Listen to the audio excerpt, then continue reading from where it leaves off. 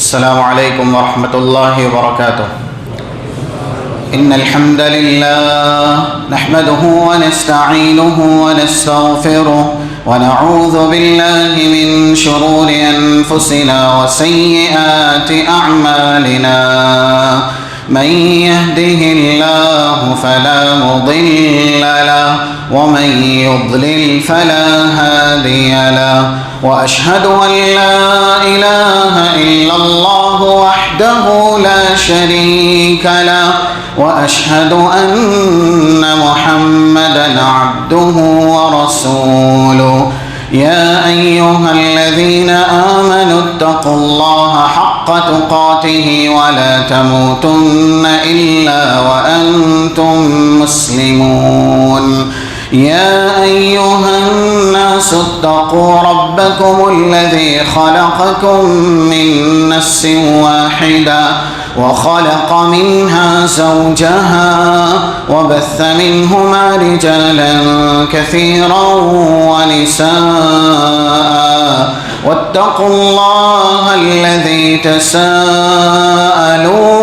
به والأرحام، إن الله كان عليكم رقيبا۔ يا أيها الذين آمنوا اتقوا الله وقولوا قولا سديدا يصلح لكم أعمالكم ويغفر لكم ذنوبكم، ومن يطع الله ورسوله فقد فاز فوزا عظيما۔ أما بعد فإن خير الحديث كتاب الله، وخير الهدي هدي محمد صلى الله عليه وسلم، وشر الأمور محدثاتها، وكل محدثة بدعة، وكل بدعة ضلالة، وكل ضلالة في النار۔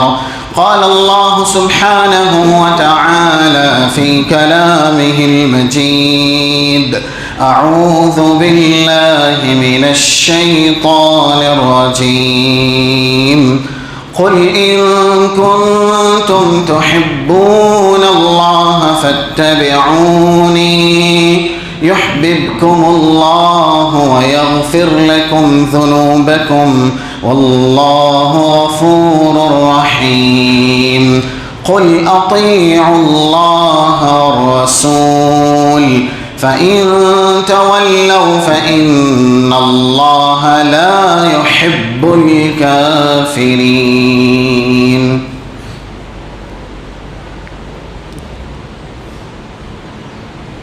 علماء کرام، سامعین عظام، پردہ نشین خواتین،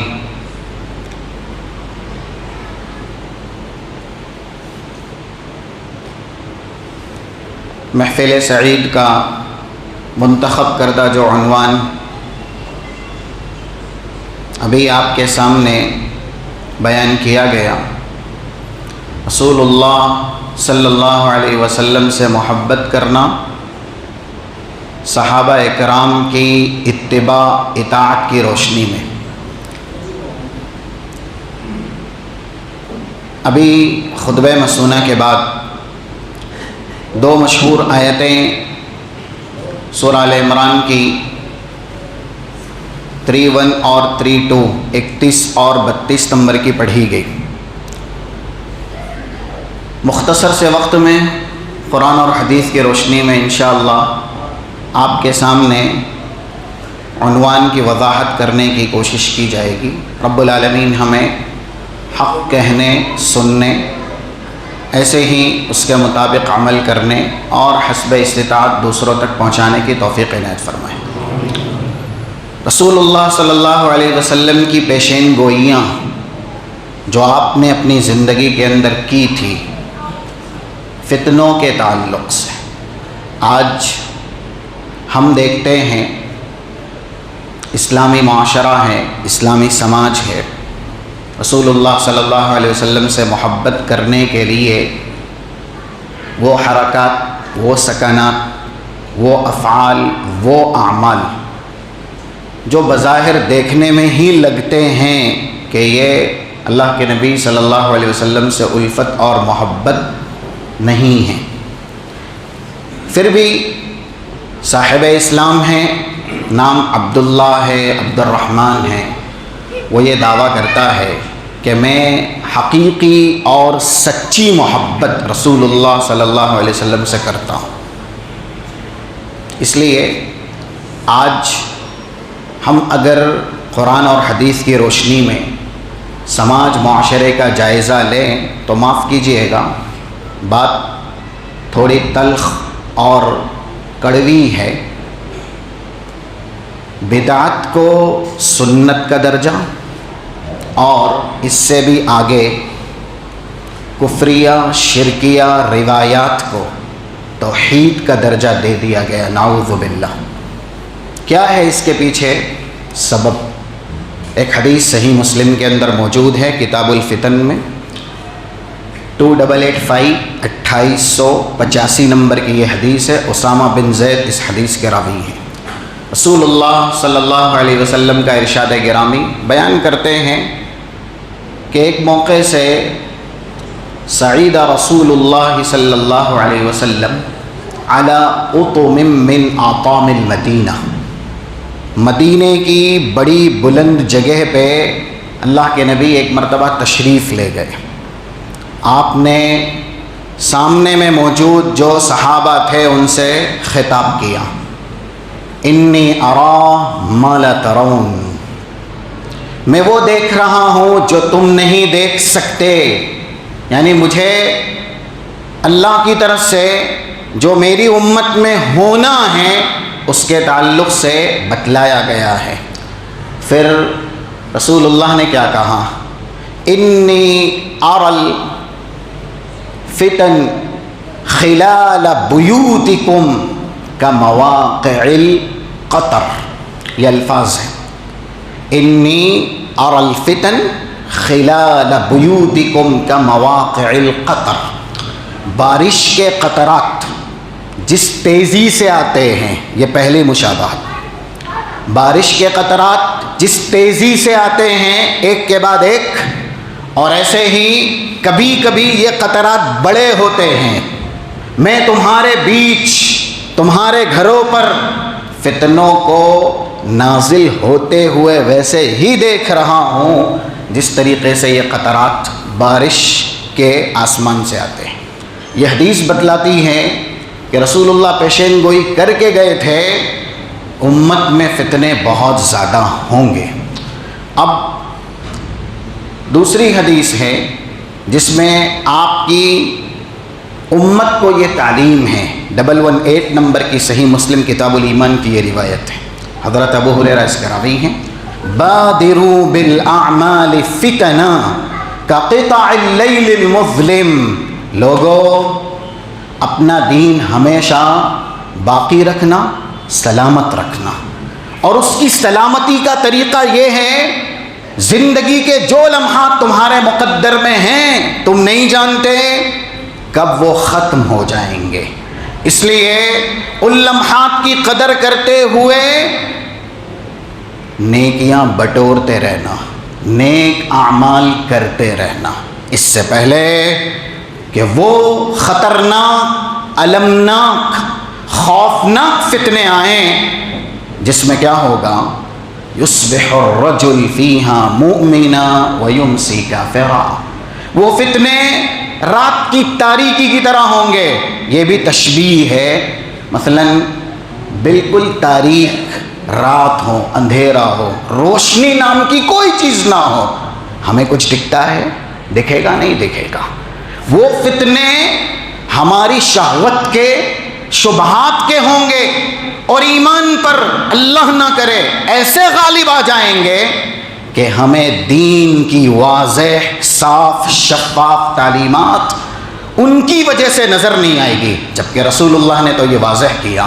43 نمبر کی ابن ماجہ کی روایت ہے، آپ کا ارشاد گرامی، ترکتکم علی المحجۃ البیضاء لیلها کنہارها لا یزیغ عنها الا ہالک لوگوں میں تمہیں اسلام کی وہ شاہراہ پر چھوڑ کے جا رہا ہوں، اور اس کی روشنی اتنی زیادہ ہے کہ اس کی راتیں بھی دن کی مانند روشن ہیں۔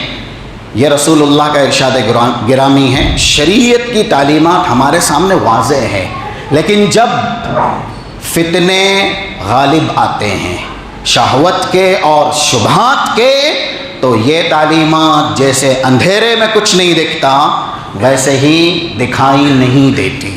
یصبح الرجل فیہا مؤمنا اللہم لا تجعلنا منہم۔ اللہ ہمیں کبھی بھی اس کا شکار نہ بنائے۔ جب آدمی اس طرح کے فتنوں میں گرفتار ہوتا ہے تو پھر اس کا ایمان کیا رہ جاتا ہے؟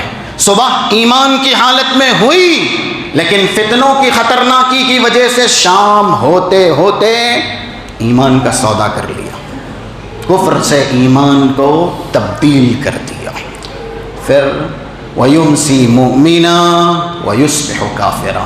شام میں اگر کوئی مومن ہے تو پھر صبح ہوتے ہوتے اپنے ایمان کا سودا کر دیتا ہے۔ وَيَبِيعُ دِينَهُ بِعَرَضٍ مِّنَ الدُّنْيَا۔ فتنوں کی تاریکی کی وجہ سے ایک انسان دنیا کی معمولی سی شے پر ایمان اور دین فروخت کر دے گا۔ احتساب ہم اپنے آپ کا بھی کر سکتے ہیں، سماج معاشرے کا جائزہ بھی لے سکتے ہیں۔ رسول اللہ صلی اللہ علیہ وسلم نے ہدایت دی کہ جب فتنے آ جائیں تو ہمیں لمحات کی قدر کرتے ہوئے نیکیوں کی طرف بڑھنا ہے، نیکیاں بٹورنی ہیں۔ ایسے ہی صحابہ میں حضرت انس ہیں جن کے تعلق سے یہ اثر صحیح بخاری کے اندر موجود ہیں 7068 نمبر سے۔ تابعین جو حضرت انس کے شاگرد ہیں، ثابت البنانی ہیں، دوسرے ابن سیرین ہیں، یہ شاگردان کبھی کبھی آئے اور وہ خود کہتے ہیں شاگردان، فَشَكَوْنَا أَنَسَ بْنَ مَالِكٍ مَا نَلْقَى مِنَ الْحَجَّاجِ۔ حجاج ابن یوسف کا جو فتنہ تھا اور اس نے جس طریقے سے موجود صحابہ اس کے زمانے میں مشق ستم انہیں بنایا یا پھر تابعین کو مشق ظلم بنایا، وہ کہہ رہے ہیں حضرت انس سے ہم کیا کریں؟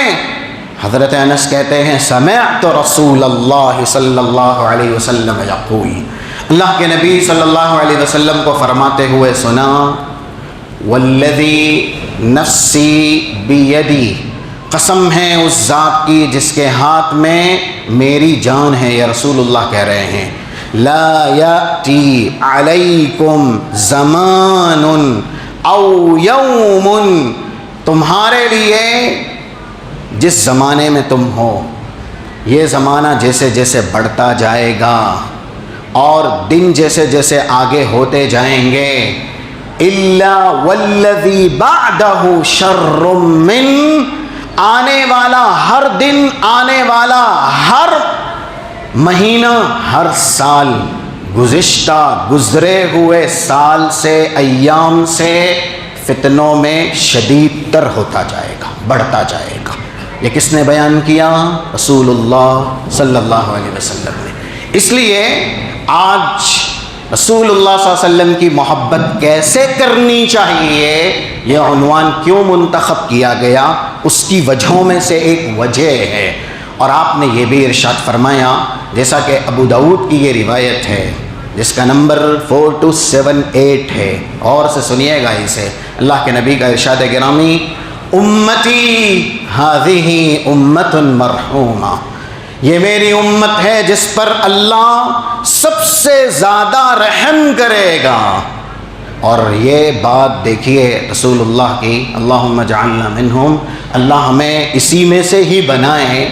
یہ میری امت ہے لیس علیہا عذاب فی الآخرہ، جس کے زیادہ تر افراد اور اشخاص کو انشاءاللہ آخرت میں اللہ عذاب نہیں دے گا، یہ رسول اللہ کہہ کر کے گئے۔ لیکن آپ نے یہ پیشین گوئی بھی کی، وہ پیشین گوئی کیا ہے؟ عذابها فی الدنیا، اس امت کو دنیا میں ہی امتحانات، آزمائش اور دین پر باقی رہنے کے لیے آلام مصائب کے اعتبار سے اس قدر عذاب دیا جائے گا، یعنی ان کی لمحہ بلمحہ آزمائش کی جائے گی۔ تو ان کا عذاب دنیا میں کیا ہے؟ الفتن والزلازل والقتل، فتنے سب سے زیادہ میری ہی امت کے اندر ہوں گے۔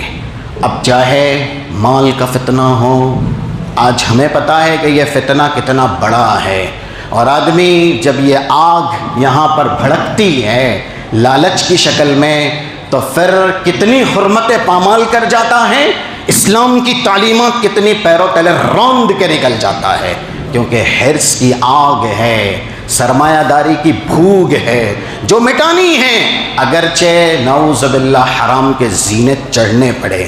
اسی لیے رسول اللہ صلی اللہ علیہ وسلم کا ارشاد گرامی، جیسا کہ 2336 2336 نمبر کی حدیث جامع ترمذی کی، لِكُلِّ أُمَّةٍ فِتْنَةٌ وَفِتْنَةُ أُمَّتِي الْمَالِ، میری امت کے لیے ایک فتنہ ہے جو کہ سب سے زیادہ میری امت میں ہی ہوگا، اور وہ فتنہ مال کا ہے۔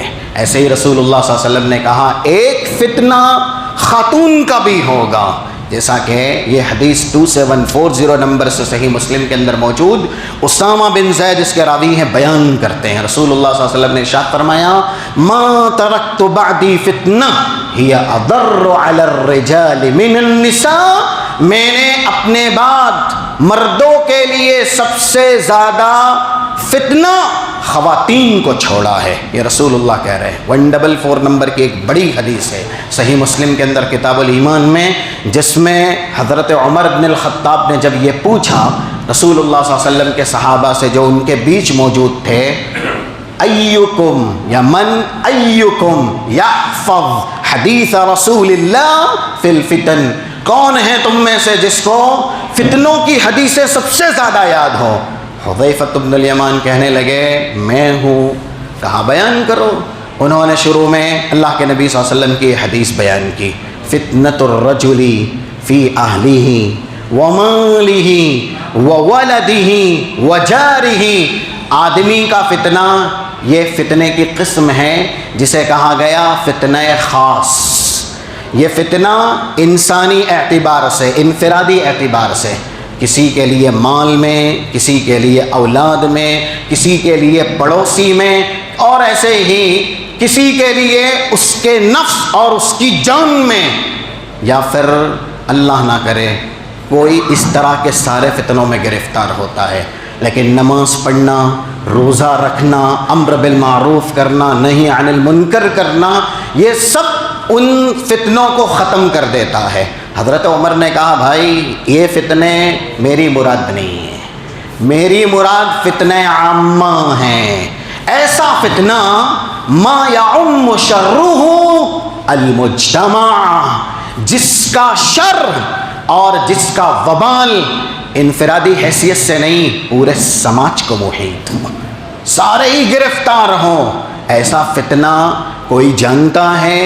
حضرت حذیفہ بن الیمان کہتے ہیں رسول اللہ صلی اللہ علیہ وسلم نے کہا ہاں میرے بعد ایسے فتنے آئیں گے تموج کموج البحر، جیسے سمندروں میں موج کی طغیانی ہوتی ہے اور ایک موج کے بعد فوراً دوسرا موجہ آتا ہے، اسی طریقے سے فتنے بھی ہوں گے جو سرکشی میں، طغیانی میں بہت بڑے ہوں گے اور یکے بعد دیگرے ہوں گے۔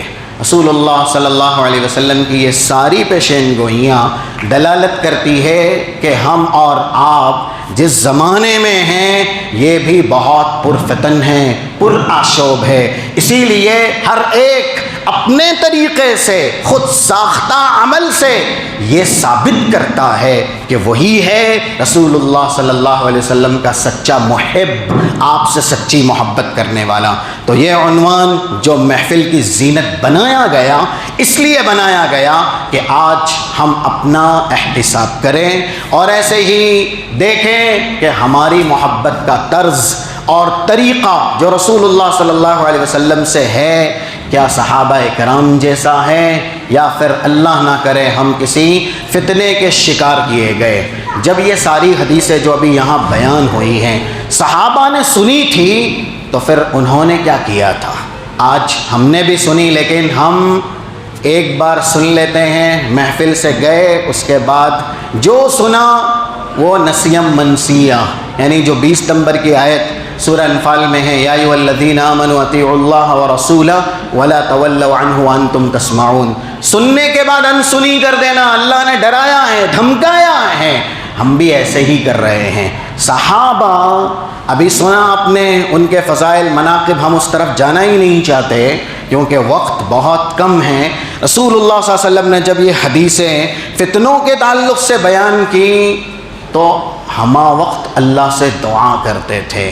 اسی لیے ایک حدیث ذکر کی جاتی ہے جو کہ صحیح الجامع کے اندر ہے، 1260 نمبر کی۔ عبداللہ ابن مسعود ہمیشہ یہ دعا کرتے تھے، اللہم احفظنی بالاسلام قاعدا واحفظنی بالاسلام قائما واحفظنی بالاسلام راقدا۔ اللہ جب تک زندگی کی یہ رمق باقی ہے، جو لمحات زندگی میری تقدیر کے اندر بچے ہوئے ہیں، ہر آن ہر لمحہ اٹھتے بیٹھتے لیٹتے اسلام کی حفاظت کرنا، مسلم بنائے رکھنا، یعنی خاتمہ اسلام پر کرنا۔ یہ دعا کون کر رہے ہیں؟ عبداللہ ابن مسعود کر رہے ہیں۔ اور پھر رسول اللہ صلی اللہ علیہ وسلم نے بھی فتنے سے بچنے کی دعا کی ہے، لیکن ہمیں علم نہیں یا ہے بھی تو ہم نے یہ سارے فتنے جو دین کے نام پر برپا کیے گئے ہیں ہمارے سماج معاشرے کے اندر، اس سے بچنے کی دعا ہی نہیں کی۔ رسول اللہ صلی اللہ علیہ وسلم کی یہ دعا ہے، جیسا کہ 3233 جامع ترمذی کی حدیث 3233 نمبر کی بڑی حدیث ہے، اس کے اخیر میں رسول اللہ کی دعا ہے۔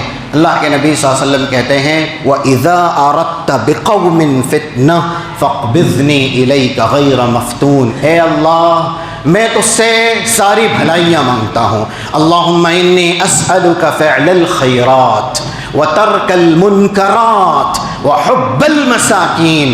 اللہ ساری بھلائیوں کے کرنے کا، ساری برائیوں کے چھوڑنے کا، مساکین سے الفت اور محبت کرنے کا میں تجھ سے سوال کرتا ہوں۔ اور آپ نے اپنی دعا کا تتمہ بیان کیا، دعا کہاں ختم ہوئی؟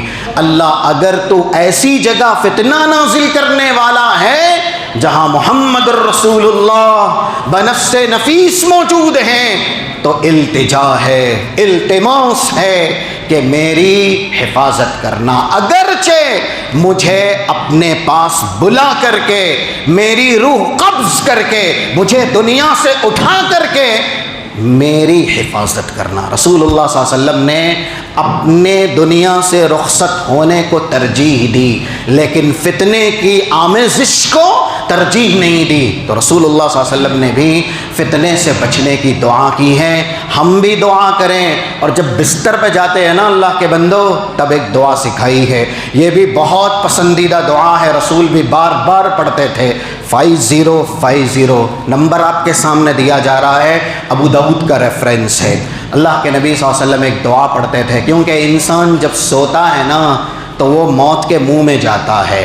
یہ نیند عارضی نہیں ہے، یہ نیند موت کی بہن ہے۔ اسی لیے رسول اللہ کہتے تھے، بسمک ربی وضعت جنبی وبک ارفعہ ان امسکت نفسی فارحمها وان ارسلتها فاحفظها بما تحفظ به عبادك الصالحین۔ اللہ تیرے نام سے بستر پہ پہلو رکھا ہے اور تیرے نام سے یہ پہلو اٹھے گا بھی، بس تجھ سے یہ التجا ہے، اگر سونے کی حالت میں تو نے مجھے میری روح قبض کر لی یا مجھے وفات دے دی تو مجھ پہ رحم کرنا، اور اگر یہ روح لوٹ کے واپس آ گئی تو پھر اور ایک التجا ہے، اللہ میری اور میرے دین کی ویسے ہی حفاظت کرنا جیسے تو نے اپنے صالحین بندوں کی حفاظت ہمیشہ سے کی ہے۔ کیا یہ دعا ہم پڑھتے ہیں؟ اللہ کے بندو یہ دعا ہمیں پڑھنی چاہیے۔ اب آگے یہ بتلانا ہے کہ انسان رسول اللہ صلی اللہ علیہ وسلم سے محبت کیوں کرے۔ دیکھیے جو ایام آگے بڑھ رہے ہیں یہ دنیا کم ہو رہی ہے، اور ایسے ہی ہم اور آپ کی زندگی بھی موت سے قریب ہو رہی ہے۔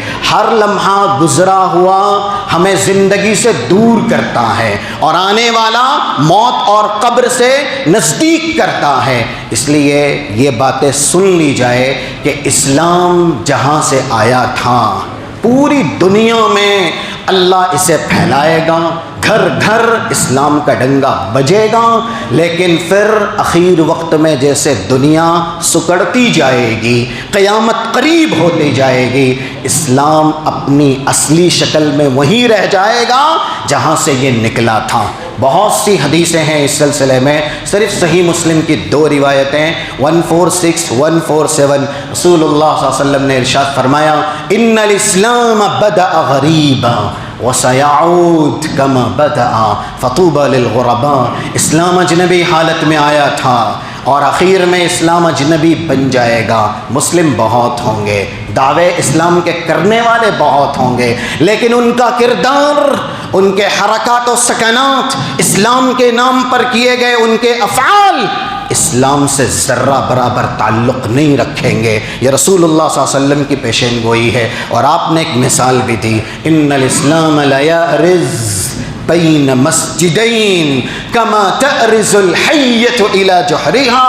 سانپ بل سے نکلتا ہے لیکن آتا کہاں ہے؟ بل میں ہی آتا ہے۔ ایسے ہی 2 جگہوں سے اسلام نکلا، ایک مسجد جسے ہم اور آپ کعبۃ اللہ کہتے ہیں، وہاں سے اسلام کا آغاز ہوا اس امت میں، اور اس کے بعد رسول اللہ جب مدینہ تشریف لائے مسجد نبوی سے اسلام کے اسکالر صحابہ کی شکل میں پیدا ہوئے، جنہوں نے شاگردان ایسے پیدا کیے کہ انہوں نے کاوشیں کر کے، کوششیں کر کے دنیا کے کونے کونے تک اسلام کو پھیلایا۔ اور اس پر روایتیں ہیں، 6699 ابن حبان کی روایتیں ہیں، اور ایسے ہی 8546 یہ مستدرک حاکم کی روایت ہے۔ رسول اللہ صلی اللہ علیہ وسلم کا ارشاد گرامی لَيَبْلُغَنَّ هَذَا الْأَمْرُ مَا بَلَغَ اللَّيْلُ وَالنَّهَارُ۔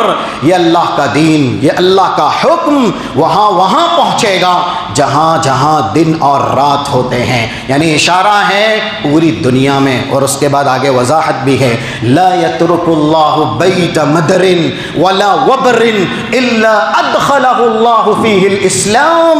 دنیا کا کوئی بھی گھرانہ پکا ہو یا کچا ہو، دنیا کے کسی بھی کونے میں ہو، اللہ اسلام کا چراغ ضرور جلوائے گا، اسلام کی آواز، اسلام کی للکار وہاں ضرور پہنچے گی۔ اب گھرانے والوں کو کرنا کیا ہے؟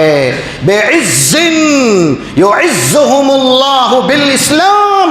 جن گھرانوں میں اسلام پہنچا، اگر وہ گھرانے مسلم بنے رہے جیسے اللہ کو مقصود ہے، اسلام کی پاسداری کی، اسلام کی حفاظت کی، ہمیشہ باعزت رہیں گے۔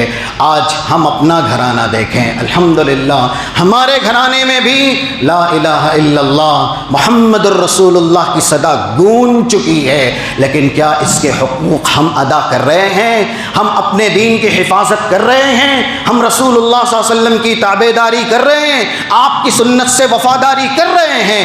اپنا احتساب کر لیں، ہر ایک اپنا جائزہ لے لے۔ رسول اللہ صلی اللہ علیہ وسلم نے کہا جس گھرانے میں اسلام پہنچا وہاں کے لوگوں نے اسلام کی قدر کی جس طریقے سے قدر کرنی چاہیے، اللہ کا بھی ان سے وعدہ ہے وہ ہمیشہ عزیز رہیں گے، باعزت رہیں گے، کیونکہ عزت ہے دین سے ہے، عزت ہے اسلام سے ہے۔ اگر دین نہیں تو اللہ کے بندو عزت ہمیں نہیں مل سکتی۔ آپ چاہے 206 207 208 یہ 3 روایتیں مستدرک حاکم کی، جس کی تحسین الترغیب والترہیب جو تخریج شدہ کتاب ہے اس کے اندر بھی پا سکتے ہیں 2893 نمبر سے۔ جب شام کے علاقے میں حضرت عمر گئے، بیت المقدس فتح ہوا تھا اور وہاں اسلام کا جھنڈا لہرانا تھا، ابو عبیدہ بن جراح استقبال کرنے کے لیے آئے۔ حضرت عمر جب داخل ہو رہے ہیں نا شہر میں، یہ ملک شام ہے اور سارے لوگ حضرت عمر کو دیکھنے کے لیے امڈ آئے ہیں کون ہے؟ آدھی دنیا کا بادشاہ کون ہے؟ عمر بن الخطاب، جن کی شان میں رسول اللہ کا یہ ارشاد گرامی ہے، چاہے 2396 صحیح مسلم کی روایت، وَإِنَّ الشَّيْطَانَ لَيَخَافُ مِنْكَ يَا عمر، عمر آپ کے راستے سے شیطان بھی اپنا راستہ بدل لیتا ہے کیونکہ وہ آپ سے ڈرتا ہے۔ اور ایسے ہی 3686 نمبر کی حدیث، لَوْ كَانَ بَعْدِي نَبِيٌّ لَكَانَ عُمَرَ بْنَ الْخَطَّابِ، جامع ترمذی کے اندر میرے بعد اگر نبوت کا دروازہ کھلا رہتا اور کوئی نبی آ سکتا تو وہ حضرت عمر تھے۔ یہ سب باتیں لوگ جانتے تھے، دیکھنے کے لیے آئے۔ حضرت عمر نے جوتیاں نکالی، کندھوں پر رکھ لی، سواری سے اترے، جو سواری کو چلا رہا تھا غلام اس کو کہا بیٹھ سواری پہ، اور خود لگام پکڑ کے چلنے لگے۔ ابو عبیدہ بن جراح کہنے لگے سارا شہر آپ کو دیکھنے آیا ہے اور آپ ایسا کر رہے ہیں، واللہ ما یسرنی عملک، آپ کا یہ کرنا مجھے تو بالکل پسند نہیں۔ ابو عبیدہ بن جراح کی بھی ایک شان ہے، اس لیے حضرت عمر نے ان سے کہا لو قال غیرک یا ابا عبیدہ، یہ بات جو آپ نے کہی ہے نا کہ ملک شام میں آپ داخل ہو رہے ہیں، سواری پہ بیٹھ جائیے اور غلام سے کہیے کہ نکیل پکڑیں، اور ایسے ہی اپنے یہ 2 جوتے ہیں کندھے سے اتار کر کے پیروں میں پہنیں، یہ بات آپ نے کہی، اس لیے آپ سزا نہیں دیے جا رہے ہیں۔ اگر کوئی دوسرا ہمیں کہتا نا کہ اسی وجہ سے آپ کی سطوت ہے، اسی وجہ سے آپ کی حکومت ہے، اور اسی وجہ سے آپ کا دنیا میں غلبہ ہے، لجعلتہ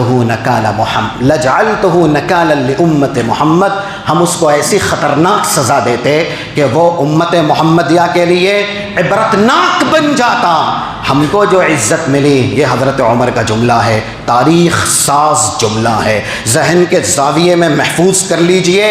اگر یہ ہے تو آج الحمدللہ ہم باعزت ہیں، نہیں تو پھر ذلت و رسوائی ہمیشہ مقدر رہے گی۔ انا کنا اذل قوم، ہم ذلیل تھے، رسوا تھے، چرواہے تھے، دوسروں کے غلام تھے۔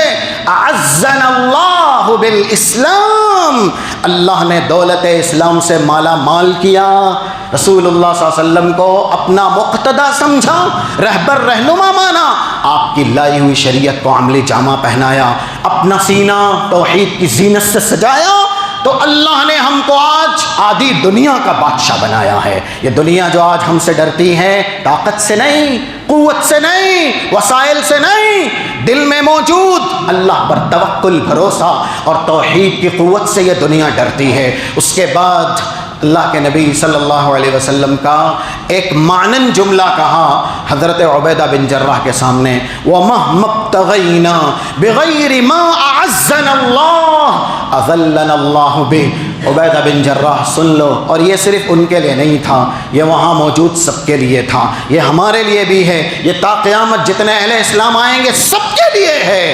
جس وجہ سے اللہ نے عزت دی ہے، اگر وہ راستہ ہم چھوڑیں گے، دین ہم چھوڑیں گے، تو پھر سے ویسے ہی ذلیل کر دیے جائیں گے جیسے ذلیل تھے۔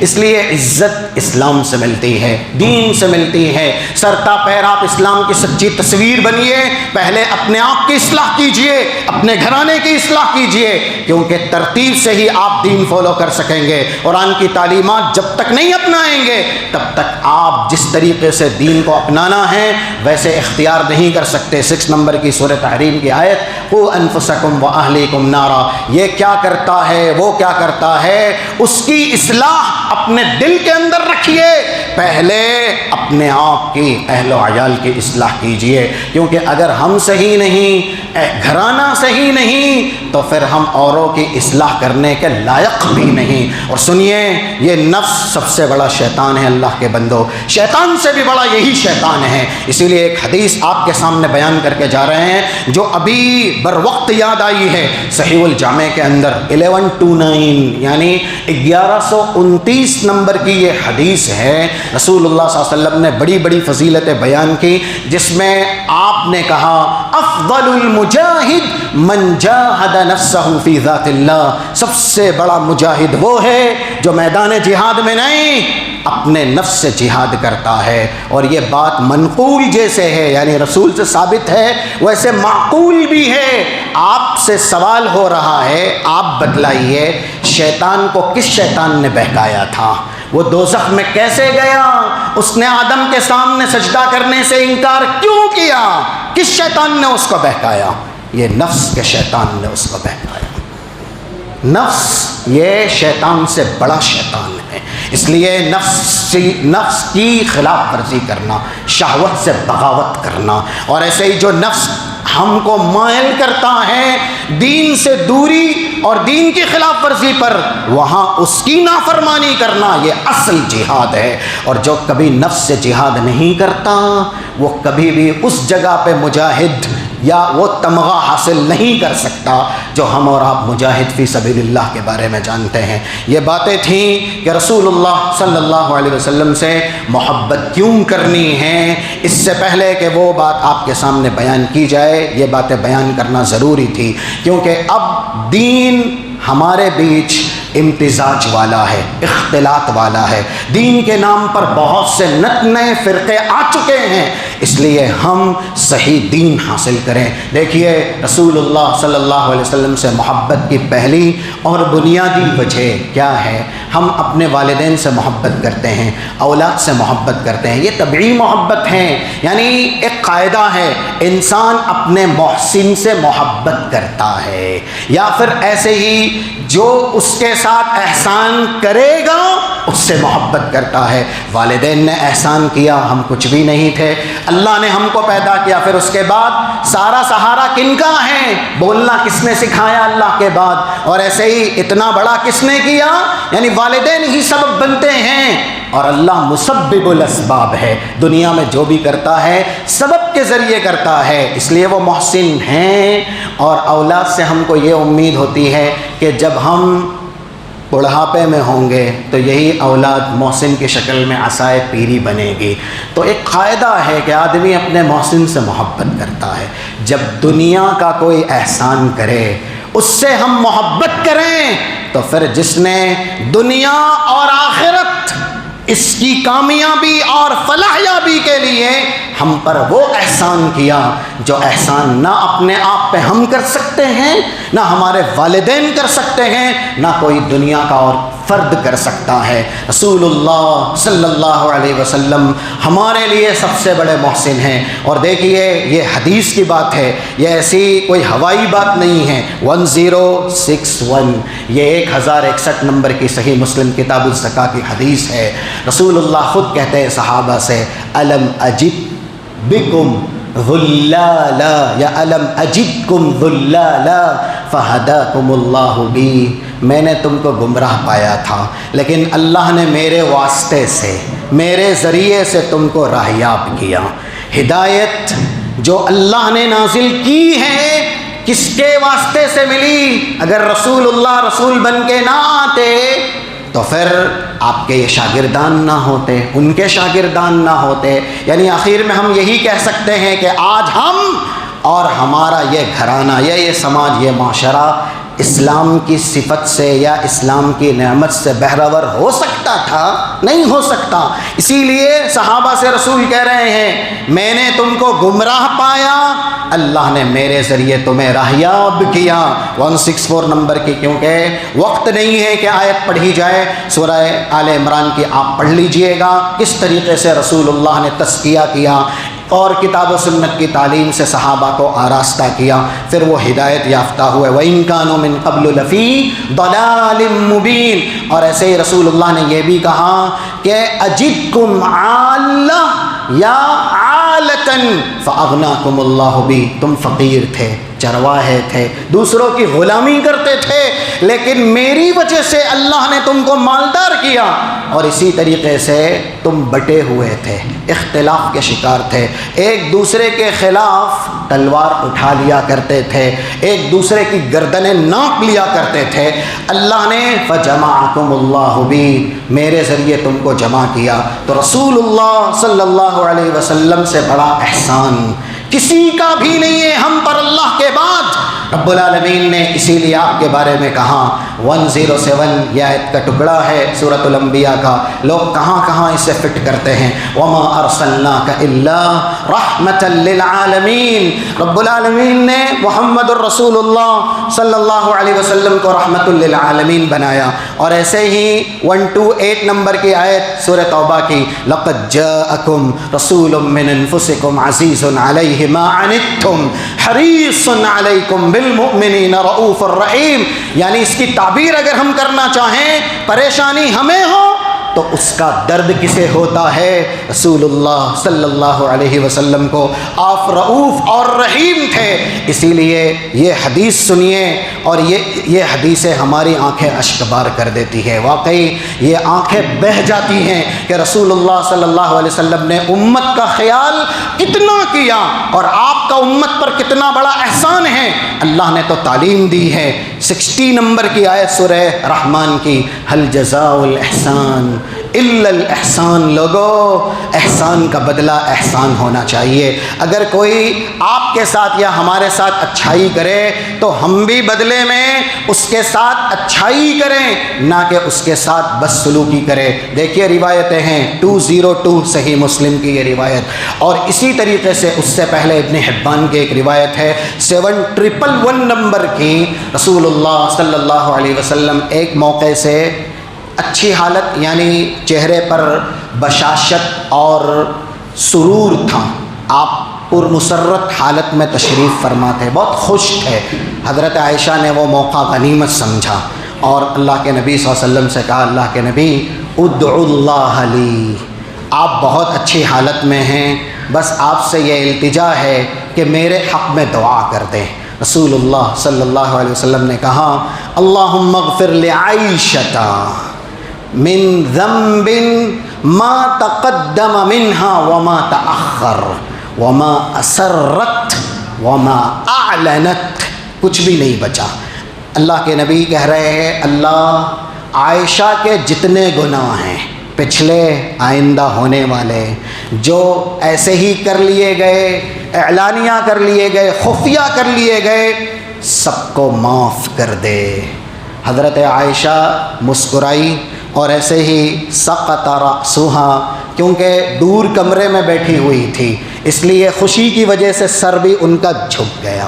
رسول اللہ صلی اللہ علیہ وسلم مذاق میں ان سے کہتے ہیں، کیا میری دعا آپ کو پسند نہیں آئی؟ رسول اللہ صلی اللہ علیہ وسلم کے اس جواب میں کہا، اس سے بہتر دعا کیا ہو سکتی ہے اللہ کے نبی، اور آپ کی دعا کون پسند نہیں کرتا۔ دیکھیے جب بات آئی ہے نا دعا کی پسند کی، تو صحابہ کا ایمان کیسا تھا اور رسول سے ان کی محبت کیسی تھی۔ یہ حدیث پڑھ جائیے گا 963 نمبر کی، جو کہ صحیح مسلم کے اندر ہے، کتاب الجنائز، یہ صحیح مسلم میں چیپٹر ہے 963۔ رسول اللہ نے ایک میت پر نماز جنازہ پڑھائی اور آپ نے دعا کی۔ دعا وہی ہے جو ہم جانتے ہیں، کیا پتہ ہم کو معلوم ہے یا نہیں معلوم، لیکن اسے یاد رکھنا چاہیے۔ آج اس نے کب گایا، اس نے کب یہ کہا، اس کی یہ مووی کب کی ہے، کہاں کی ہے، کیسی کیسی ہے، یہ ساری باتیں جو واہیات ہیں، فحش پر، گناہ پر منحصر ہے، ہم اسے یاد رکھتے ہیں۔ اور ایسے ہی اس کے اتنے رن، اس کے یہ، اس کے یہ، اس کے یہ، اس نے اس مہینے میں، اس سن میں اتنا ریکارڈ کیا، اتنا ریکارڈ کیا۔ اللہ کے نبی نے ہم سے کیا امید رکھی تھی؟ ہمارا وتیرہ کیا ہونا چاہیے تھا؟ ہمیں کسے یاد رکھنا چاہیے؟ ہمیں کسے اپنا فالوور سمجھنا چاہیے، یا اسی طریقے سے ہمیں کس کا فین بننا چاہیے؟ یہ بھی صحیح مسلم کی ایک روایت ہے، جو کہ 2832 نمبر سے 2832 نمبر کی، رسول اللہ صلی اللہ علیہ وسلم کہتے ہیں، من امتی اشد حبا لی من امتی، میری امت کے مجھ سے سب سے زیادہ محبت کرنے والے وہ ہوں گے، اناس یکونون بعدی، جو میرے زمانے میں نہیں ہیں، میرے بعد آئیں گے، لیکن ایمان ان کا اس قدر پختہ ہوگا کہ یود احدہم، وہ ہر ایک جو مومن ہیں مجھ سے بالکل گیری محبت کر رہے ہیں، یہ خواہش کریں گے کہ کاش رسول اللہ کا دیدار نصیب ہو جائے۔ اگرچہ دیدار رسول کے لیے یہ جان نچھاور کرنی پڑے یا پورا مال نچھاور کرنا پڑ جائے. یعنی رسول اللہ صلی اللہ علیہ وسلم نے ہم سے یہ امید رکھی تھی کہ ہم اللہ کے نبی صلی اللہ علیہ وسلم کو اپنا محبوب بنائیں گے، آپ کی اطاعت کریں گے، آپ کی فرما برداری کریں گے، آپ کے اسوے پہ چلیں گے، جو آپ نے سکھایا ہے زندگی میں رہنمائی کے طور پر اسے اپنائیں گے. لیکن آج ہم نے کس کس کو اپنا لیا؟ اور یہ بھی قاعدہ ہے 2637 4-5 حدیثیں ہیں جو صحیح مسلم کے اندر موجود ہے. اور اخیر میں 2640 نمبر سے اللہ کے نبی صلی اللہ علیہ وسلم نے اس دیہاتی صحابی سے کہا جس نے یہ پوچھا کہ ایک انسان کسی سے محبت کرتا ہے لیکن اس سے مل نہ سکا، اس نے اس کا زمانہ پایا لیکن مل نہ پایا، لیکن وہ محبت کرتا ہے، تو اس کے حق میں آپ کیا کہیں گے؟ رسول اللہ نے کہا المرء مع من احب، آدمی جس سے محبت کرتا ہے کل انجام اسی کے ساتھ ہوگا. یعنی اگر محبت سچی ہے تو پھر جو محبوب کا ٹھکانہ ہے اس کا بھی وہی ٹھکانہ. رسول اللہ صلی اللہ علیہ وسلم سے ہم سچی محبت کریں تو ہم رسول اللہ کے جنت میں رفیق ہوں گے، ہم رسول اللہ کے جنت میں ساتھی ہوں گے. لیکن آج ہمارے محبوب کون ہیں؟ فلاں فلاں فلاں، یا ایسے ہی وہ جنہیں شیطنت، نجاست، خباثت کے علاوہ کچھ نہیں آتا. آج ہمارے بالوں کی کٹنگ بھی انہی کی طرح، ہمارا لباس بھی انہی کی طرح، ہمارا گفتار، ہمارا کردار، اور ایسے ہی وضاقتہ بھی ان کی طرح. اب دیکھیے یہ جملہ جو وضاقتہ کا ابھی یہاں بولا گیا، آج کتنے ایسے نوجوان ہیں جو داڑھی نہیں رکھتے اور یہ تصور کرتے ہیں کہ وہ رسول اللہ صلی اللہ علیہ وسلم سے حقیقی اور سچی محبت کر رہے ہیں، یا پھر ان بالوں کو اپنے لیے بدصورتی سمجھتے ہیں، نعوذ باللہ. آپ صحیح مسلم یہ جامع ترمذی کی حدیث پڑھیے 2015 نمبر کی. حضرت انس کہتے ہیں رسول اللہ کے چہرے پہ داڑھی تھی یا نہیں تھی؟ اگر یقین نہیں آتا ہے تو صحیح بخاری کی یہ حدیثیں ہیں جس میں 5891 اور ایسے ہی 5892 نمبر کی حدیثیں ہیں.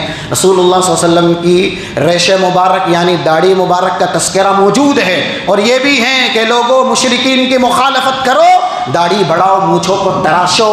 لیکن آج اس کے برعکس کرتے ہیں، داڑھی تراشتے ہیں یا چھلاتے ہیں اور مونچھیں بڑی رکھتے ہیں. بہرحال رسول اللہ حسین نہیں تھے، نعوذ باللہ. حضرت انس نے کیا کہا؟ وَكَانَ مِنْ أَحْسَنِ النَّاسِ، رسول اللہ سے زیادہ حسین دیکھا ہی نہیں، نہ خلقت کے اعتبار سے نہ اخلاق کے اعتبار سے. یہ 2015 نمبر کی جامع ترمذی کی حدیث. اور حضرت حسان بن ثابت نے کیا کہا تھا؟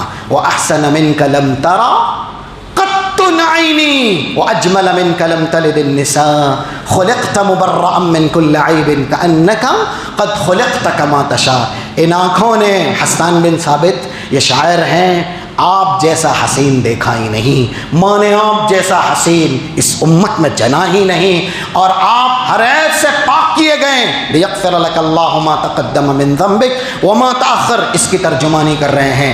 آپ دیکھنے کے بعد ایسا ہی لگتا ہے کہ جیسے اللہ کو کہتے گئے اللہ آپ کو بناتا گیا. یہ شاعر رسول ہے. بہرحال رسول اللہ صلی اللہ علیہ وسلم کتنے حسین ہیں، کتنے خوبصورت ہیں، یہ ساری حدیثیں بتلا رہی ہے. بات چلی تھی کہ ایک جنازے پر رسول اللہ نے جب دعا پڑھائی، عوف ابن مالک 963 نمبر کی حدیث، دعا سننے کے بعد کیا کہتے ہیں؟ اور یہ دعا یاد رکھیے، اگر کسی کے جنازے میں پڑھیں گے تو ہمارے جنازے میں لوگ پڑھیں گے. بہت بہترین دعا ہے، صحیح مسلم جس کا ریفرنس دیا گیا ہے وہیں یہ دعا موجود ہے. پھر عوف ابن مالک سننے کے بعد کہتے ہیں حتی تمنیت ان اکون انا ذاک المیت، کاش اس میت کے بدلے میری موت ہو گئی ہوتی اور یہ میرا جنازہ ہوتا. رسول اللہ صلی اللہ علیہ وسلم کی یہ دعا مجھے مل جاتی. صحابہ کا یہ ایمان تھا. تو جب حضرت عائشہ نے کہا اللہ کے نبی آپ کی دعا کون لینا نہیں چاہتا، اور کتنی بہترین آپ نے دعا کی ہے، آپ ارشاد فرماتے ہیں فَكُنْتُ أَدْعُو لِأُمَّتِي فی کل صلاح. عائشہ جو دعا میں نے تمہیں دی ہے نا، یہ دعا برابر جب سے نبی بنا ہوں تب سے امت کے لیے ہر نماز میں کرتا ہوں. کس کے لیے؟ امت کے لیے۔ 7111 ابن حبان کا ریفرنس ہے، لے لیجئے اس کو۔ ہر نماز میں جب بھی میں دعا کرتا ہوں مجھ سمیت امت کے لیے، اللہ میری امت کی مغفرت فرما۔ اور پھر صحیح مسلم میں بھی ایسا ہی ہے، 202 جو ریفرنس دیا گیا، رات کی تاریکی میں آج اللہ کے بندوں ہم محبت کا دعویٰ کرتے ہیں کہ رسول اللہ سے حقیقی اور سچی محبت ہے، یہ راتیں کہاں گزرتی ہیں؟ کن کاموں میں گزرتی ہیں؟ نافرمانی کر کے، نافرمانی کی چادر زیب تن کر کے ہم راتیں ایسے ہی بتا دیتے ہیں، بستر پہ تب سوتے ہیں جب فجر کا وقت ہوتا ہے، فجر کی نماز بھی ہم نہیں پڑھتے، اور ہم دعویٰ کرتے ہیں کہ رسول اللہ سے ہمیں محبت ہے۔ رسول اللہ صلی اللہ علیہ وسلم قیام اللیل کرتے تھے، حضرت عائشہ نے شہادت دی ہے بار بار، یعنی جب سے اللہ نے آپ کو حکم دیا۔ سورہ مزمل دوسرے نمبر کی صورت ہے جو نازل ہوئی ہے، یا ایسے ہی تیسرے نمبر کی، یا ایھا المزمل قم اللیل الا قلیلا، پہلی دوسری آیت۔ رسول قیام اللیل کیجئے، 79 نمبر سورہ اسراء کی آیت ہے جس میں کہا گیا وَمِنَ اللَّيْلِ فَتَہَجَّدْ بِهِ، رسول رات میں تہجد پڑھیے۔ رسول اللہ رات میں تہجد پڑھتے۔ ایک وقت ایسا بھی آیا کہ آپ تہجد میں 2 آیتیں پڑھ رہے تھے، جس میں سے سورہ ابراہیم کی 36 نمبر کی، اور ایسے ہی سورہ مائدہ کی 118 نمبر کی، 118 نمبر کی۔ 2 معزز رسولوں کا تذکرہ ہے۔ حضرت ابراہیم نے اللہ سے یہ فریاد کی، اللہ اگر یہ میری امت میری نافرمان ہے تو تو بہت معاف کرنے والا، رحم کرنے والا ہے، اور اگر یہ میری تابع دار ہے تو ویسے ہی تیری رحمت کے مستحق ہو جائے گی۔ اور ایسے ہی حضرت عیسیٰ نے یہ کہا ان تعذبہم فإنہم عبادک وإن تغفر لہم فإنک انت العزیز الحکیم۔ حضرت عیسیٰ نے بھی امت کے لیے مانگ لیا، حضرت ابراہیم نے بھی مانگ لیا۔ رسول اللہ جب ان آیتوں کی تلاوت کر رہے تھے تہجد میں، آج ہمیں ہمارے والدین یاد نہیں آتے، اولاد یاد نہیں آتی، اپنا وجود یاد نہیں آتا، تلاوت قرآن نہیں، نماز نہیں، کچھ نہیں، بس وہ شیطانی ڈبہ ہے جس کے سامنے یہ آنکھیں ایسے ہی چلتی رہتی ہے، اور اسی میں ایک انسان اتنا گرفتار ہے کہ کوئی کسی کا انسیڈنٹ ہو جائے نا اس کو پتہ نہ چلے۔ بچہ گر بھی جا رہا ہے بازو میں، بیٹھا ہوا ہے گھر میں، لیکن نہیں پتہ بچہ گر گیا۔ کیوں؟ یہ جو شیطانی آلات سے ہماری دلچسپیاں ہیں، اور اس میں بھی صرف گناہ کے کام۔ اللہ ماشاء اللہ رات میں رسول تہجد پڑھ رہے تھے، روئے، بہت روئے اللہ کے نبی، یہ 2 آیتیں پڑھ کر کے۔ اور کس لیے روئے؟ اللہم امتی، اللہم امتی، اللہم امتی، اللہ میری امت کا کیا، اللہ میری امت کا کیا۔ حضرت عیسیٰ نے بھی مانگ لیا، ابراہیم نے بھی مانگ لیا، یہاں تک کہ اللہ سب کچھ جانتا ہے، پھر بھی فارمیلٹیز ہوئی۔ حضرت جبریل سے کہا اذهب الی محمد، جائیے محمد صلی اللہ علیہ وسلم کے پاس اور پوچھئے کیوں اتنا رو رہے ہیں۔ اللہ جانتا ہے سب کچھ، لیکن حضرت جبریل کا آنا یہ رسول اللہ کی عظمت ہے نا۔ جبریل آئے، پوچھا، پھر گئے، اللہ کو سب کچھ معلوم ہے۔ حضرت جبریل سے پوچھا کیوں محمد رو رہے تھے، کیا جواب دیا؟ تو جو جواب دیا تھا وہی اللہ کے سامنے حضرت جبریل بولے، جبکہ اللہ علام الغیوب ہے، امت کے تعلق سے فکر مند تھے کہ یہ امت جنت میں ہی جائے، دوزخ میں نہ جائے۔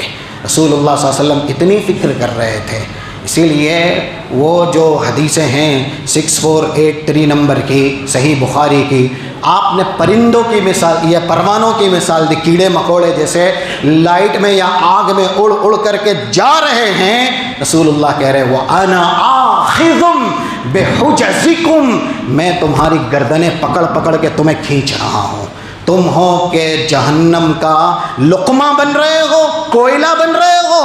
رسول اللہ اتنے رحم دل تھے۔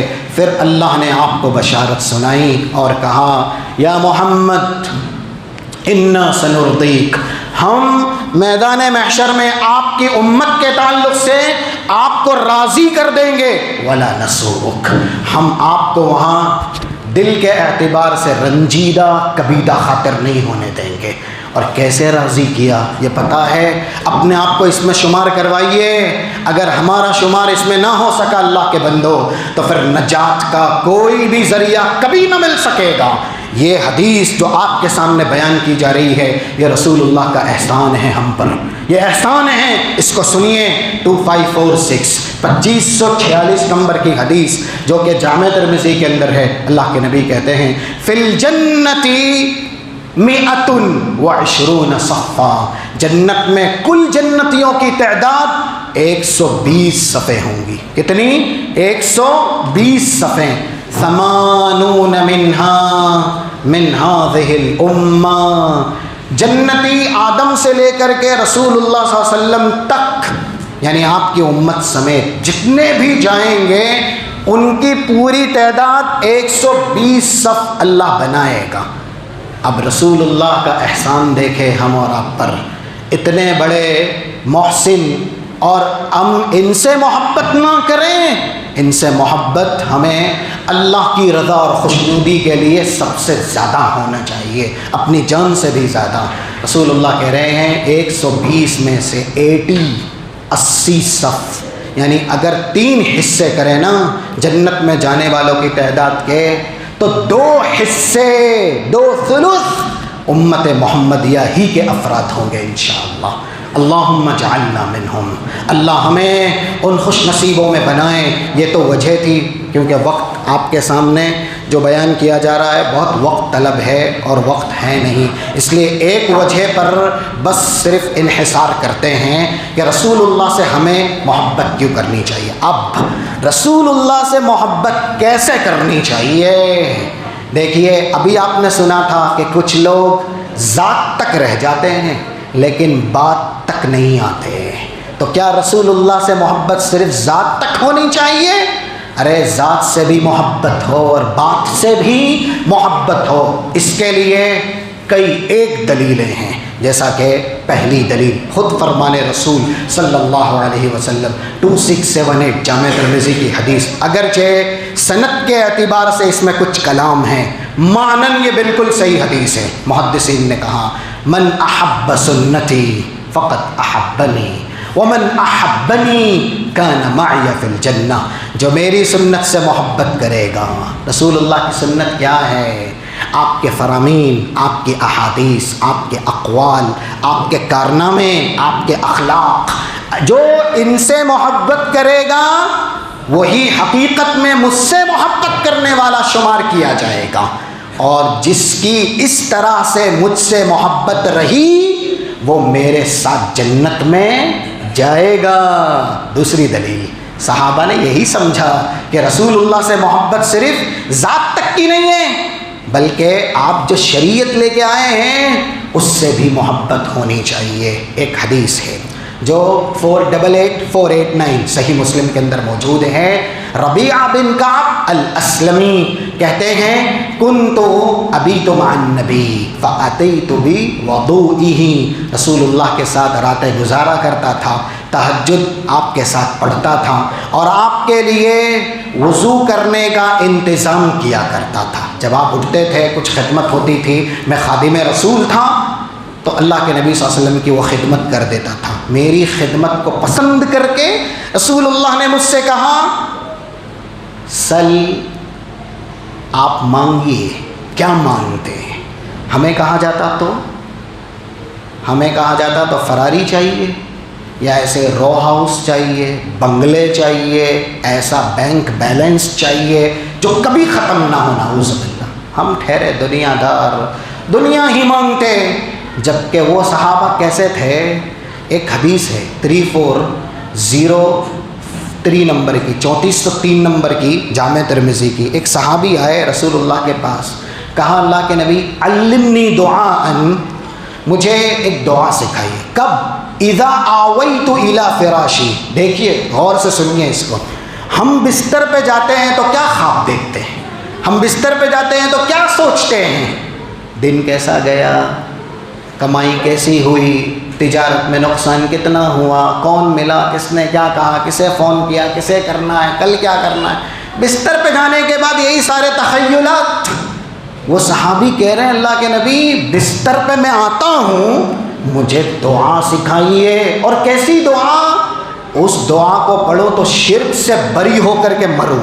ابھی سنا نا کہ یہ نیند موت کی بہن ہے، ہماری ایسی سوچ ہے کیا کہ ہم ہمیشہ دین کا سوچتے ہوں یا ایسے ہی اللہ سے ملنے کا اور جنت میں جانے؟ وہ صحابی کہہ رہے ہیں ایسی دعا سکھائیے اگر نیند میں میری موت ہو جائے تو میں شرک سے بری ہو کر کے مروں، مشرک نہ رہوں، موحد ہو کر کے مروں۔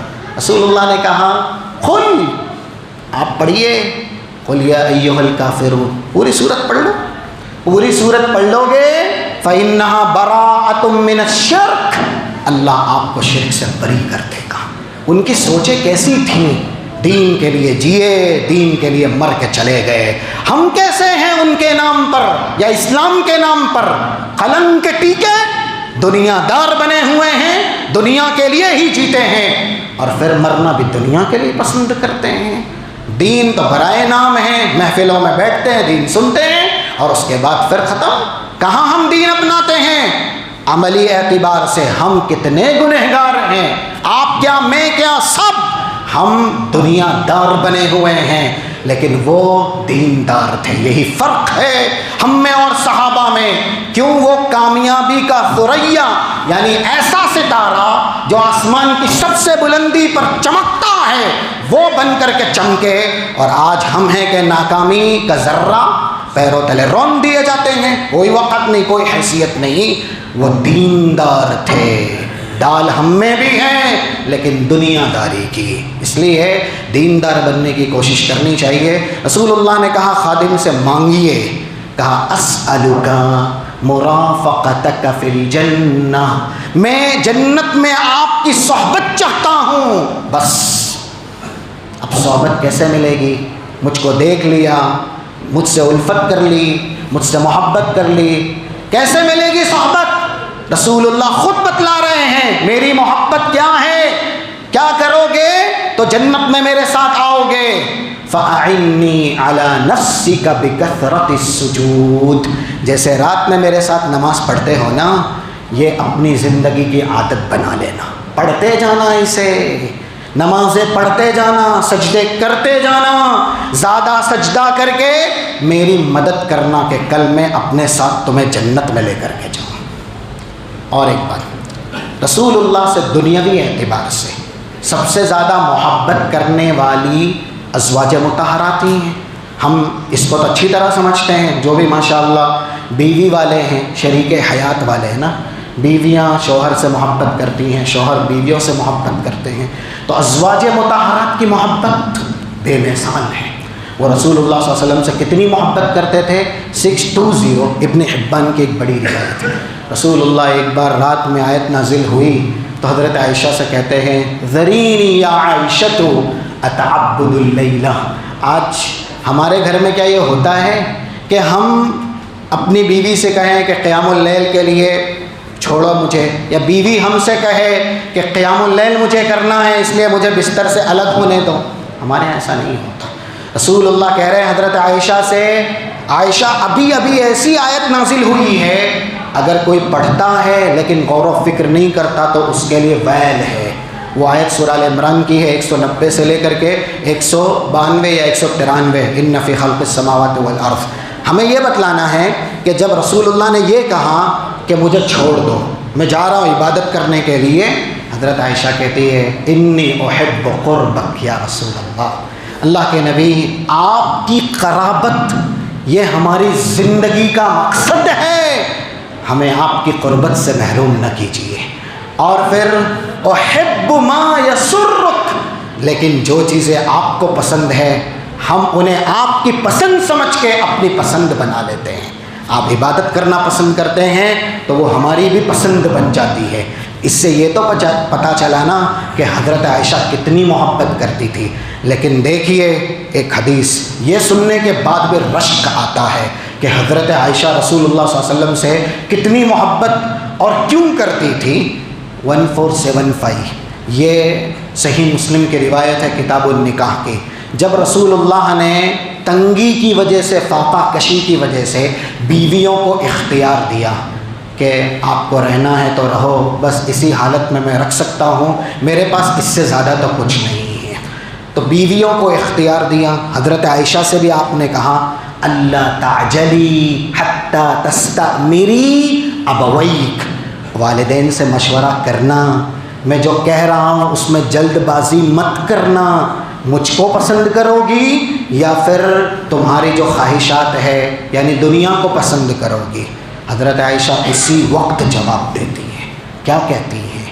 فی ای شیء ابوی استأمر ابوی، کون سی چیز میں اپنے والدین سے پوچھوں؟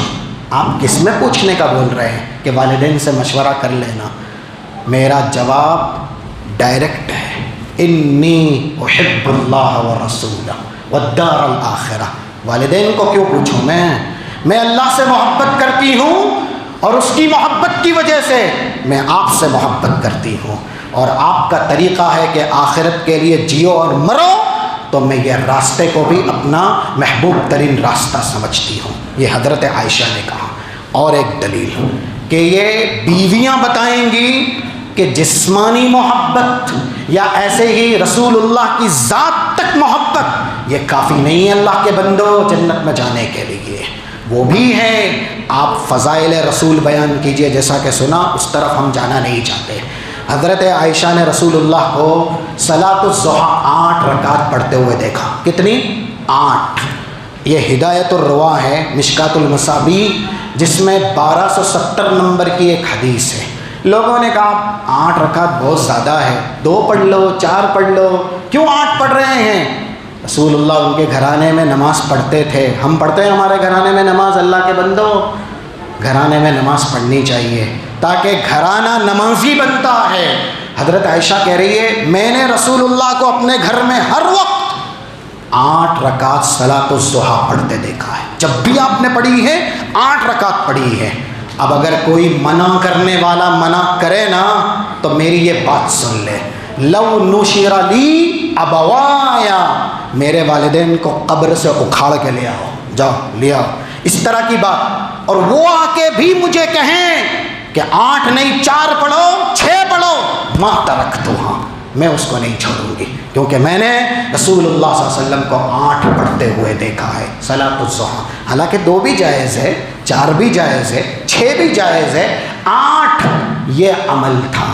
دوسری بیوی ام حبیبہ، یہ بھی بیوی ہے نا، کیا انہوں نے صرف جسمانی محبت کی؟ جیسا کہ آج ہم ذات تک رہتے ہیں لیکن آگے نہیں جاتے۔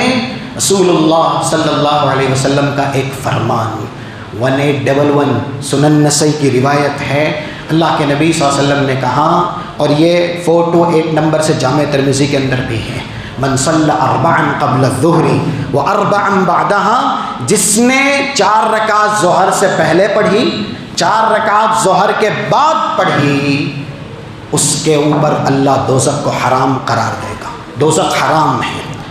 اب ام حبیبہ کہہ رہی ہیں ما ترکتہن منذ سمعتہن من رسول اللہ، یہ 8 رکعت جب سے رسول اللہ سے سنا ہے میں نے ترک نہیں کی، میں نے نہیں چھوڑی۔ محبت کس کا نام ہے؟ محبت نام ہے رسول کی ذات سے بھی اور رسول کی بات سے بھی، یعنی آپ کے اقوال سے، افعال سے، آپ کے اخلاق سے، یہ نام ہے محبت رسول۔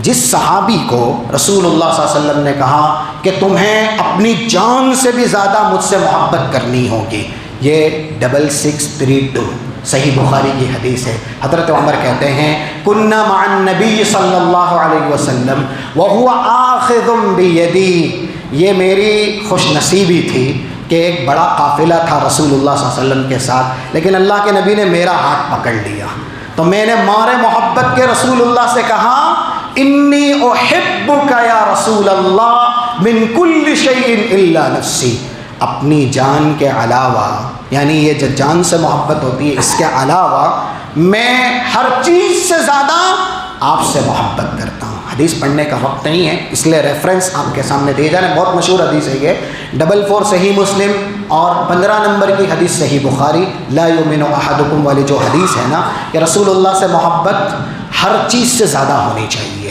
کیونکہ اللہ کی محبت آپ ہی کی محبت میں پنہاں ہے۔ تو رسول اللہ صلی اللہ علیہ وسلم سے حضرت عمر کہہ رہے ہیں میری جان کے علاوہ میں آپ سے سب سے زیادہ محبت کرتا ہوں۔ اللہ کے نبی صلی اللہ علیہ وسلم نے کہا والذی نفسی بیدی، قسم ہے اس ذات کی جس کے ہاتھ میں میری جان ہے، انی، میں آپ کے نزدیک آپ کی جان سے بھی زیادہ عزیز اور محبوب ہو جاؤں، یہی ایمان ہے۔ اسی وقت حضرت عمر نے کہا یا رسول اللہ انی احبک من کل شیء حتی نفسی، میں آپ سے ہر چیز سے زیادہ، اپنی جان سے بھی زیادہ محبت کرتا ہوں۔ حضرت عمر نے، دیکھیے یہ فطری محبت ہے، ایک انسان اپنی جان سے زیادہ کسی سے کیسے محبت کر سکتا ہے؟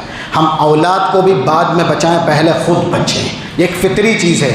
لیکن حضرت عمر نے یہ سوچا کہ اگر میں جان کی محبت رسول اللہ کی محبت پر غالب رکھوں گا، جنت میں نہیں جا سکتا، دوزخ سے نہیں بچ سکتا۔ دوزخ سے بچنے کے لیے، جنت میں جانے کے لیے مجھے یہ قربانی دینی ہوگی کہ میں اپنی جان سے بھی زیادہ رسول اللہ سے محبت کروں۔ لیکن کیا صرف یہ دعویٰ ہی تھا جو آج ہمارے یہاں ہو رہا ہے یا ہم اور آپ کرتے ہیں؟ اللہ کے نبی صلی اللہ علیہ وسلم کی الفت محبت کے لیے جھنڈے لگا دینا، رسول اللہ صلی اللہ علیہ وسلم کی الفت و محبت کے لیے نعرے بازی کر دینا، اور ایسے ہی ایک متعینہ وقت پر خود ساختہ طریقے سے محفل کا انعقاد کر دینا، گھروں میں روشنیاں لگا دینا، اس پر اگر بولا جائے نا تو گھنٹوں چاہیے کہ جس ذات کو اپنی زندگی میں زیب و زینت سے نفرت تھی۔ اور 2613 نمبر کی ایک حدیث صحیح بخاری کی، رسول اللہ حضرت فاطمہ کے گھر گئے لیکن دروازے میں داخل نہیں ہوئے۔ کسی نے پوچھا ان سے کہ آپ دروازے میں کیوں نہیں گئے؟ یعنی حضرت علی آئے، پوچھا کہ آپ آئے تھے، گھر میں تشریف نہیں لائے؟ کہا جب میں آپ کے گھر آیا تو میں نے انی رأیت عند بابھا سترا موشیا، ایک زیب و زینت والا پردہ آپ کے دروازے پہ لگا ہوا تھا۔ میں زیب و زینت سے ہٹا ہوا ہوں، مالی ولی دنیا، میرا اور دنیا کا کیا رشتہ ہے؟ صرف اس مسافر کی طرح جو درخت کے نیچے لیٹا ہے پھر اس کے بعد درخت چھوڑ کر کے چلا جائے گا۔ یہ میری بیٹی زیب و زینت کیسے کر رہی ہے؟ ان کو تعلیم دینے کے لیے، سبق سکھانے کے لیے آپ گھر سے چلے گئے۔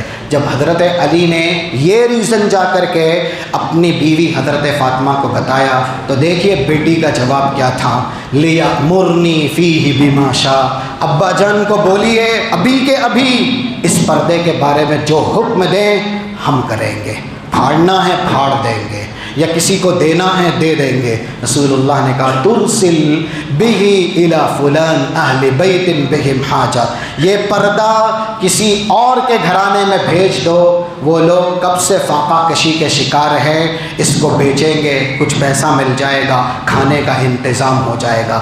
تھوڑی عقل پہ زور یا ایسے ہی کچھ سمجھ کر کے فہم کر کے، مجھے معاف کیجیے گا اگر بات تلخ لگے، آج جو لوگ ربیع الاول کا چاند نظر آتے ہی گھروں پہ روشنیاں لگا لیتے ہیں یا محلے میں روشنیاں لگا لیتے ہیں، پھر اس باطل عقیدے کو زندہ رکھتے ہیں نعوذ باللہ کہ رسول اللہ ہمارے گھر میں آئیں گے یا اس گھر میں آئیں گے جس گھر میں روشنی لگی ہوئی ہے۔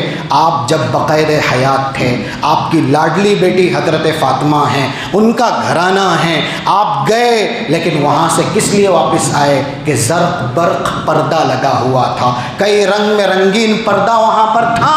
رسول اللہ اپنی بیٹی کے گھر نہیں گئے۔ اللہ کے بندو، آج اس باطل عقیدے کی وجہ سے روشنیاں لگانے پر رسول اللہ کی آمد کا عقیدہ رکھتے ہو، اور یہ روشنیاں لگانا خوشی کے موقع سے کن کی علامت ہے؟ مجوس کی، آگ کے پرستاروں کی۔ باتیں بہت ہیں بولنے کے لیے لیکن اس طرف ہم نہیں جاتے۔ رسول اللہ صلی اللہ علیہ وسلم نے جب عمر بن الخطاب سے کہا کہ آپ کو ہر چیز سے زیادہ محبت کرنی ہوگی مجھ سے، تو حضرت عمر نے کیا صرف دعویٰ ہی کر دیا یا پھر محبت کا طریقہ بتایا؟ 377 سنن نسائی، 3777 2777 نمبر کی حدیث سنن نسائی کی، رسول اللہ صلی اللہ علیہ وسلم کے سامنے ایک بار حضرت عمر نے قسم کھائی، اور وہ قسم اللہ کے علاوہ کی تھی۔ ان کو پتہ نہیں تھا کہ یہ قسم کھانا ممنوع ہے۔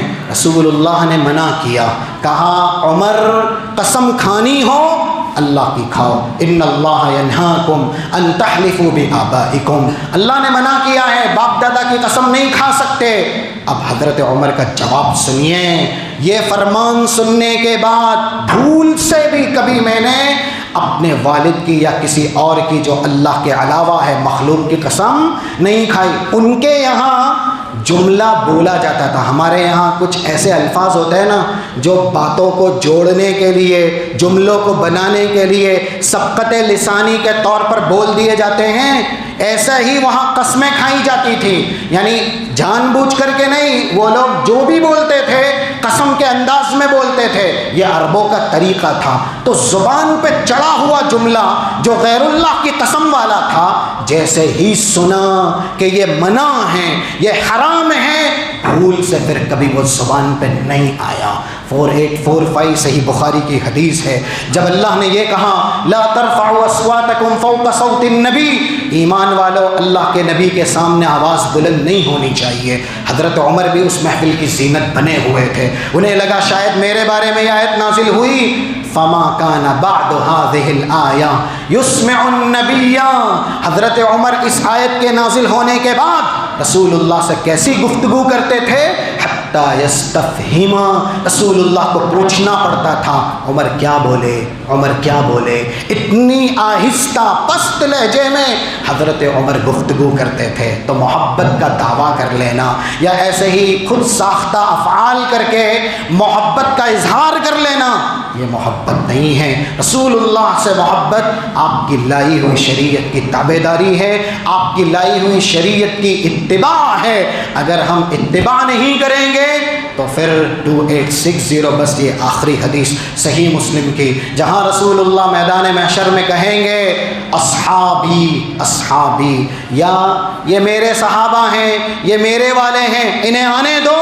جواب دیا جائے گا لم یزالوا مرتدین علی اعقابہم منذ فارقتہم، آپ تو چلے گئے تھے لیکن انہوں نے محبت کا اظہار آپ سے کیا یا دعویٰ آپ سے کیا، بات کسی اور کی مانی، یہ آپ کی سنت پر عمل پیرا نہیں تھے، یہ آپ کے عملی تابع دار نہیں تھے، یہ صرف دعویٰ کرتے تھے، اس لیے آج یہ آپ کے ید مبارک سے حوض کوثر پینے کے حقدار نہیں ہیں۔ تب رسول اللہ کہیں گے سحقا سحقا لمن غیر بعدی، جس نے میری شریعت یا ایسی میری تعلیم بدل دی اس کے لیے تباہی اور بربادی ہے۔ بہت دلائل انشاءاللہ کبھی موقع ملا آئندہ آپ کے سامنے گفتگو کی جائے گی۔